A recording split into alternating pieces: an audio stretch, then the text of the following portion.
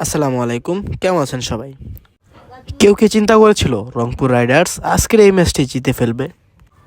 জাকির আলী শেষ ওভারে যা করলো, তারপর রান গিয়ে দাঁড়িয়েছিল 204 রানের কোঠায়। কিন্তু 3 ম্যাচে কিছু না করার ক্ষোভ হয়তো দেখিয়েছেন অ্যালেক্স হেলস। 36 বলে করেন 113 রানের বিধ্বংসী ইনিংস।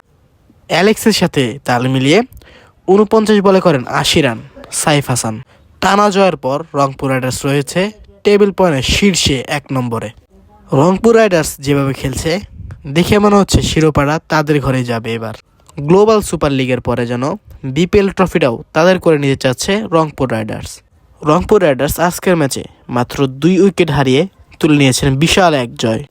আপনার কি মনে হয় রংপুর রাইডার্স কি পারবে এবার শিরোপাটা তাদের ঘরে নিতে? চাইলে আপনিও আপনার মতামত জানাতে পারেন আমাদের কমেন্ট বক্সে। আর আমাদের চ্যানেলে যারা যারা নতুন অবশ্যই তারা দয়া করে সাবস্ক্রাইবটা করে দেবেন। ধন্যবাদ।